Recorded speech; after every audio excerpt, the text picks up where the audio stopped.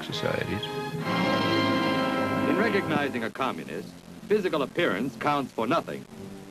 If he openly declares himself to be a communist, we take his word for it. If a person consistently reads and advocates the views expressed in a communist publication, he may be a communist.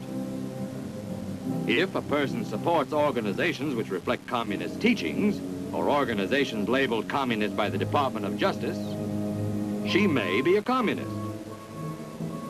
If a person defends the activities of communist nations while consistently attacking the domestic and foreign policy of the United States, she may be a communist. If a person does all these things over a period of time, he must be a communist.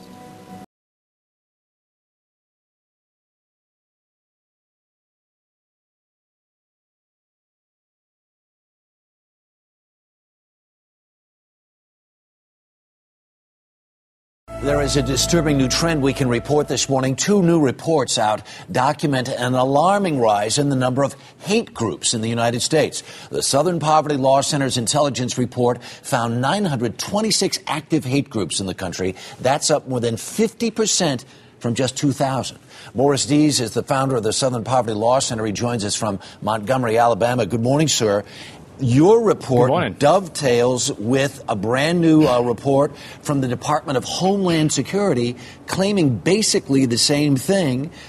And they say part of it is because of the election of President Obama. Other part of the responsibility goes to the deteriorating economy.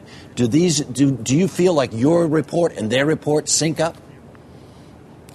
I think they sync up pretty much. The report from the Department of Homeland Security should be taken very seriously.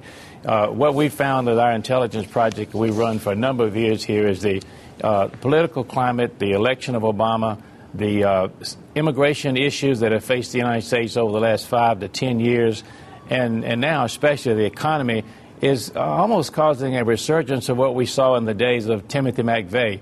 Almost a militia movement that's being reborn in the United States. What do you think the potential is for this to translate into?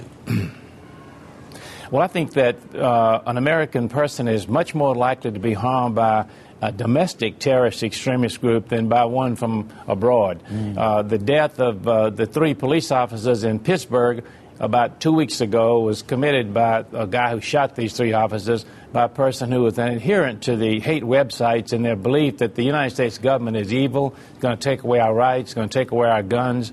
And also we have to look at the returning veterans from coming back from Iraq, the war that probably was ill-conceived, right? Well, but because this Department of Homeland Security says these guys are being particularly targeted and recruited to some of these groups. Well, it's no question because they have training in military explosives like McVeigh did. And actually, we at the Poverty Law Center have reported to the Department of Defense that there are active duty extremist members in the military, and some of these people have been removed by the Department of Defense. It's a serious issue, especially with a lot of these guys coming back with post-traumatic stress syndrome, coming back to a failing economy, an inability to buy a home, get a job, and get credit. It's a serious matter that reflects, I think it reflects well on the Department of Homeland Security that they're taking domestic terrorism seriously. Wow. Morris Dees, we do thank you for your time this morning. Thank you, sir.